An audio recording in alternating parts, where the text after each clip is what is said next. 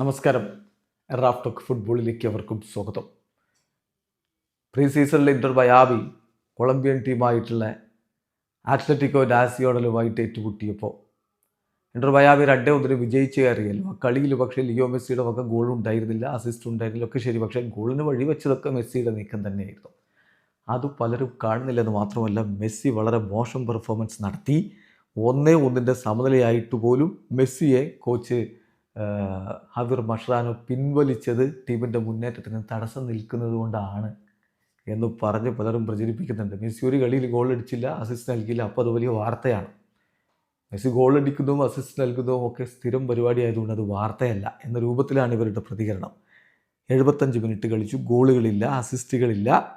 അതുപോലെ തന്നെ Leo Messi ball 12 തവണ നഷ്ടപ്പെടുത്തി എന്നൊക്കെ പറഞ്ഞുകൊണ്ടാണ് പലരും ഇപ്പോൾ സോഷ്യൽ മീഡിയയിലൊക്കെ അദ്ദേഹത്തിൻ്റെ പ്രകടനത്തെ മോശമാക്കി കാണാൻ വേണ്ടി ശ്രമിക്കുന്നത്. എന്നാൽ എന്താണ് സംഭവിച്ചത്? ശരിയാണ്, 75-ാമത്തെ മിനിറ്റിൽ അദ്ദേഹത്തെ പിൻവലിച്ച് സാന്റിയാഗോ മൊറേലസിനെ കോച്ച് കളിക്കളത്തിലേക്ക് വിട്ടു.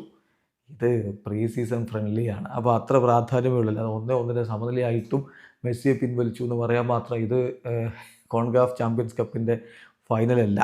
ആ കാര്യം ശ്രദ്ധിച്ചാൽ മതി. അപ്പോൾ ഇത്രയും സമയം കൊണ്ട് ലിയോ മെസ്സി ഉണ്ടാക്കിയിട്ടുള്ള നീക്കങ്ങൾ എന്ന് പറഞ്ഞാൽ അദ്ദേഹം 88% പാസിംഗ് ആക്യുറസി, 41 പാസുകളിൽ 36 കൃത്യമായി ലക്ഷ്യത്തിലേക്ക്.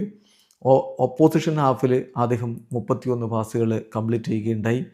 പിന്നെ അദ്ദേഹത്തിൻ്റെ ലോങ് ബോളുകൾ 6 ലോങ് ബോളുകൾ അദ്ദേഹം കൊടുത്തത് 3 കൃത്യമായി ലക്ഷ്യത്തിലേക്കായിരുന്നു. പിന്നെ അദ്ദേഹത്തിൻ്റെ ഷോട്ട് പോസ്റ്റിലടിച്ച് മടങ്ങി. അവിടെ നിന്നാണ് ലൂയിസ് സുവാരസിൻ്റെ ഗോൾ പിറക്കുന്നത്. 3 ഷോട്ടുകൾ ഉണ്ടായിരുന്നു, 2 ഓൺ ടാർഗറ്റിലേക്കായിരുന്നു, 1 വുഡ് വർക്കായി.